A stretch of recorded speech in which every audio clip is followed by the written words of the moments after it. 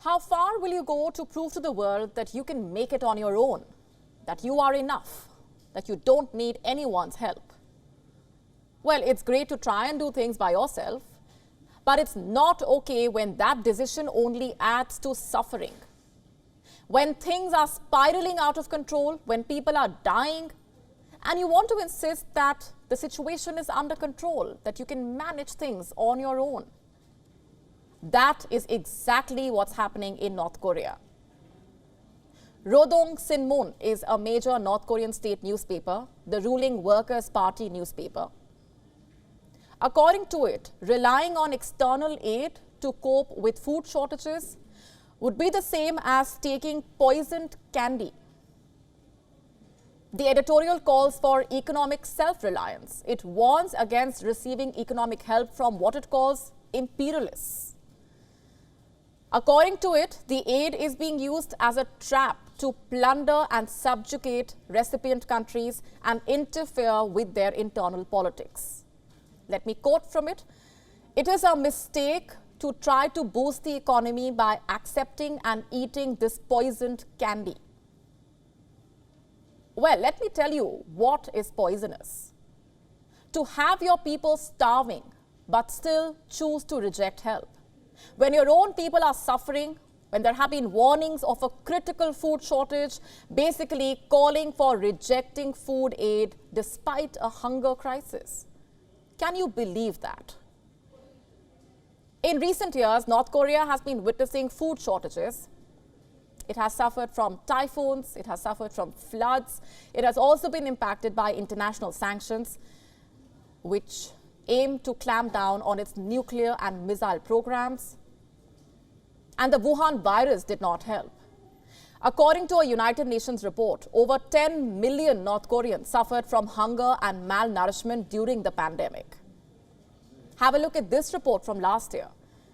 It says 41% of North Koreans face malnourishment during the pandemic. It talks about UN agencies placing North Korea among the countries with highest rates of hunger as aid slows to a trickle. All of this put together has been the perfect recipe for a disaster, which is now unfolding in the isolated country. In fact, South Korea's Yonhap news agency says that over the last 2 years, around 700 inmates at 3 countryside prisons have lost their lives in North Korea due to famine and diseases. Let me tell you a little bit more about just how bad things are in North Korea at this point. Seoul's Unification Ministry, it deals with inter-Korea affairs.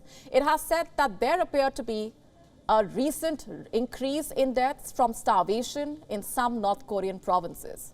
A ministry official, in fact, told reporters that food production dropped from last year. South Korea has said that food crisis in North Korea seems to have worsened. The United States-based think tank 38 North warned last month that North Korea was on the brink of famine. According to the think tank, food insecurity in North Korea is at its worst since the 1990s famine. But the North Korean media says, thanks but no thanks, we are fine, we don't need any help.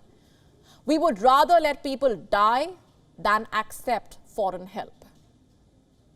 It's as bizarre as it could get. Basically, the message is, you can die of hunger, but don't accept foreign assistance. How does that make any sense? And all this at a time when North Korea has been upping its aggression. That's its priority. While concerns over the food crisis have been rising, it has prioritized missile tests. It recently fired 2 ballistic missiles off its east coast, with Kim Jong-un's sister warning of using the Pacific as its firing range. The messaging also is that the North Korean leader, Kim Jong-un, will protect the people, that he is enough to shield them. But clearly, he's not enough.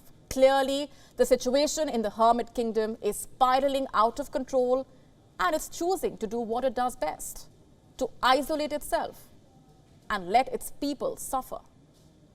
WION now available in your country. Download the app now. Get all the news on the move.